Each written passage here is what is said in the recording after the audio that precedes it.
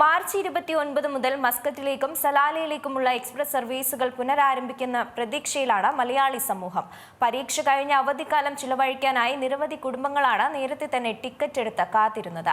അതേസമയം വിമാന സർവീസുകൾ കുറച്ചതും പലതും റദ്ദാക്കിയതും ടിക്കറ്റ് നിരക്ക് കുതിച്ചുയരാൻ ഇടയാക്കിയിട്ടുണ്ട്. മാർച്ച് 29 മുതൽ മസ്കറ്റിലേക്കും സലാലയിലേക്കുമുള്ള എക്സ്പ്രസ് സർവീസുകൾ പുനരാരംഭിക്കുമെന്ന പ്രതീക്ഷയിലാണ് ഇപ്പോൾ മലയാളി സമൂഹമുള്ളത്. നാട്ടിൽ സ്കൂൾ +2 പരീക്ഷ കഴിഞ്ഞ അവധിക്കാലം ഒമാനിൽ ചിലവഴിക്കാനായി നിരവധി കുടുംബങ്ങളാണ് നേരത്തെ തന്നെ ടിക്കറ്റ് എടുത്ത് കാത്തിരിക്കുന്നതും. മേഖലയിൽ സംഘർഷം യാത്ര തടസ്സമുണ്ടാക്കുമോ എന്ന ആശങ്കയും ഉണ്ടാക്കുന്നുണ്ട്. എന്നാൽ കൂടുതൽ സംഘർഷ സമയത്ത് പോലും ഒമാനിലേക്കുള്ള സർവീസുകൾ സുതാര്യമായി തന്നെ നടന്നിരുന്നു. മേഖലയിലെ സംഘർഷം ഒമാനിലെ വിമാന സർവീസുകളെ കാര്യമായി തന്നെ ബാധിച്ചിരുന്നില്ല. എന്നാൽ വളരെ അപ്രതീക്ഷിതമായാണ് മാർച്ച് 22 മുതൽ 28 വരെ മസ്കറ്റിൽ നിന്ന് കേരളത്തിലേക്കുള്ള സർവീസുകൾ എക്സ്പ്രസ് റദ്ദാക്കിയത്. പ്രത്യേകിച്ചും കാരണമൊന്നും പറഞ്ഞതുമില്ല. മാർച്ച് 28 വരെയുള്ള കൊച്ചി-കോഴിക്കോട് സർവീസുകൾ ഒരു കാരണവുമില്ലാതെ ഘട്ടം ഘട്ടമായി റദ്ദാക്കുകയായിരുന്നുവെന്ന് സാമൂഹ്യ പ്രവർത്തകരും പറയുന്നു.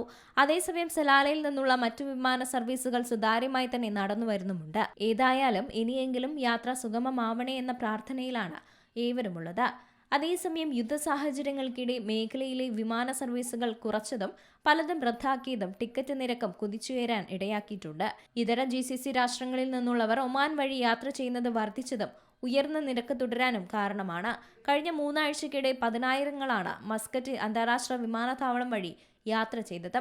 മറ്റ് ഇന്ത്യൻ നഗരങ്ങളിലേക്ക് നിരക്ക് കുറയുമ്പോഴും കേരളത്തിലേക്കുള്ള വിമാനക്കൂലി ഇപ്പോഴും ഉയർന്ന നിലയിലാണ്. അതേസമയം സർവീസുകൾ റദ്ദാക്കുന്ന ഘട്ടത്തിൽ നേരത്തെ ടിക്കറ്റ് എടുത്തവർക്ക് മുഴുവൻ തുകയും റീഫണ്ട് ചെയ്യുമെന്ന് വിമാന കമ്പനികളും അറിയിച്ചിരുന്നു. എന്നാൽ അടുത്ത ദിവസങ്ങളിലേക്ക് റീബുക്ക് ചെയ്യണമെന്നും അന്നത്തെ ഉയർന്ന നിരക്ക് നൽകേണ്ടി വരുമെന്നതും പ്രവാസികൾക്ക് തിരിച്ചടിയാണ്. International desk, Zee Malayalam news. ഏറ്റവും പുതിയ വാർത്തകളും വിശേഷങ്ങളും വിരൽത്തുമ്പിലറിയാൻ സീ മലയാളം ന്യൂസ് എല്ലാ ഡിജിറ്റൽ പ്ലാറ്റ്ഫോമുകളിലും ലഭ്യം.